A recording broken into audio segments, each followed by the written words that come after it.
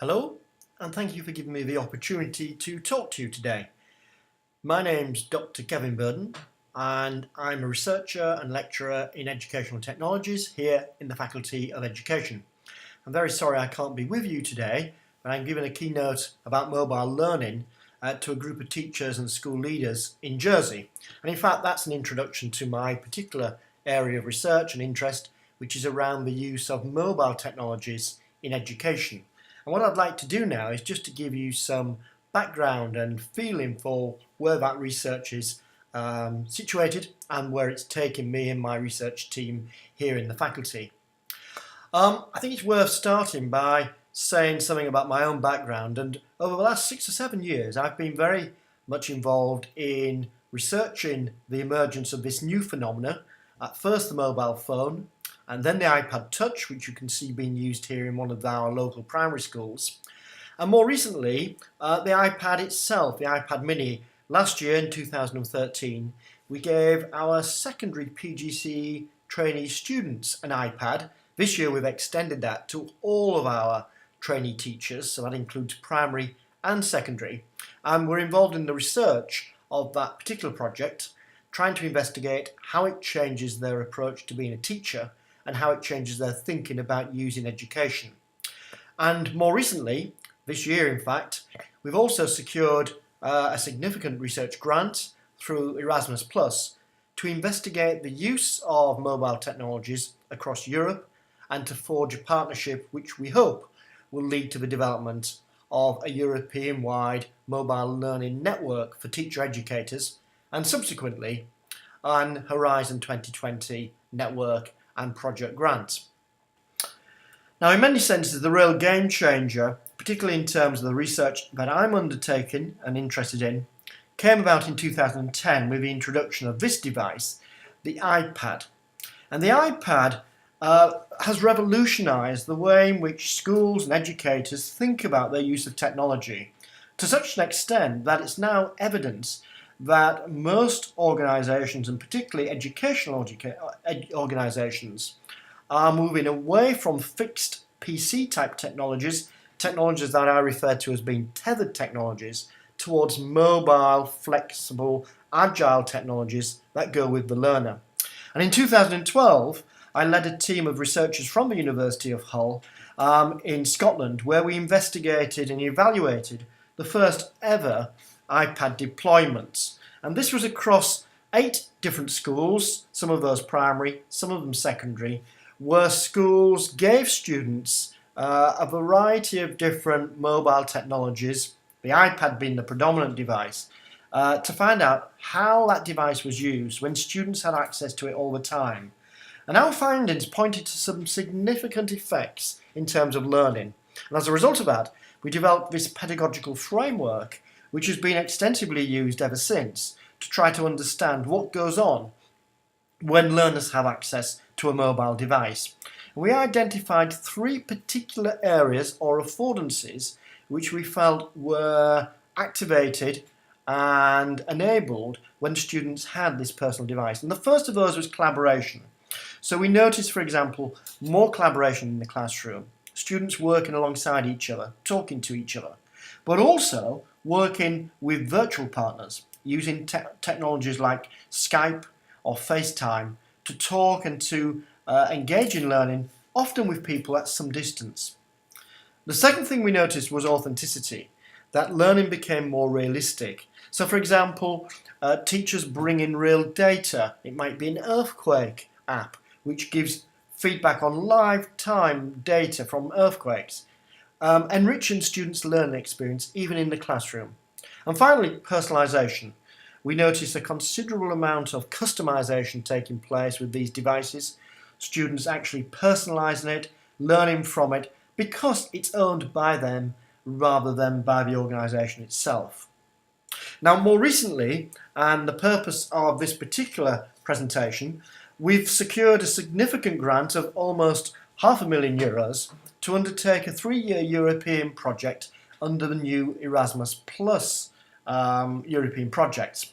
This was awarded in August of 2014, and it consists of a number of university partners along with some of their partner schools. So we are the lead our partner in this project, and we're joined by the University of Technology in Sydney, by the University of Education in Karlsruhe, a teacher education university, by the University of Stuttgart Media University, and also by Bergen University College in Norway. And in addition to these 5 university partners, there are also 3 schools. And the idea of the project ultimately is to develop a European mobile learning network for teacher educators and other educators interested in the use of mobile devices. So our ambition is that by the end of this 3-year period, we will be established and identified as one of the major players in the field of mobile learning, and we will have brought on other partners, not just those in our partner countries, but those across Europe in this European-wide network. And to achieve that, we will develop a number of different resources, including a mobile learning toolkit, which will help educators to evaluate how this technology is being used, how their learners might benefit from using technologies with examples and scenarios. We also intend to explore the concept of textbooks, and we're hoping to develop some of our own unique ebooks using Apple's iBook technology. And this is just a little video to give you a flavour of what that might look like. And we now have the opportunity to change one of the cornerstones of education, the textbook. With the iPad, we're making textbooks so much more engaging. By adding audio, video, and interactivity, the content comes to life in ways that are just not possible on the printed page. The information is always up to date, and instead of carrying 30 pounds of books in a backpack, you just need one iPad. These new textbooks are going to allow students to do things they could never do before. When we set out to bring textbooks to iPad, there were really 3 areas we focused on. We wanted to have really fast, fluid navigation. We wanted to have beautiful graphics. And we wanted to create a better, easier way to take notes and use those notes. When you integrate photography, video, audio, interactive objects, and keynote animations right into the page, the material becomes so much more immersive and compelling. And you can do things you just can't do with a static paper textbook. Taking notes is one of the key ways students learn. So we're introducing some amazing new ways to take notes on iPad. When you see something you're interested in, you just swipe over it and it's highlighted. When you want to add a note, you just tap on it and type. And when you're ready to use your notes, you have an elegant study card view. It's all automatically organized for you, so you just don't have to think about it. Up to now, making interactive books for iPad has been difficult, so we wanted to make it easier. And this meant so much to us, we had to invent a way to do it. So we developed iBooks Author, an incredible new publishing tool for the Mac. It has Apple-designed templates that allow anyone to create a beautiful multi-touch book for the iPad. And we wanted to get it into the hands of as many people as possible, so we're making it available for free. We also launched the new textbook section of the iBook store, and this will let publishers easily distribute the most up-to-date version of their textbook right to students. And students can open and read these textbooks right in the iBooks app. So now there's an easy way to create these books, an easy way to buy them, and an incredibly engaging way to experience them. And we're really excited because we think this is going to help students, teachers, and publishers. So that video gives you a sense of what we're hoping to achieve in producing exemplar iBooks, or ebooks as most people refer to them, and the purposes for doing that in terms of learners, in terms of teaching, and in terms of transforming our pedagogies.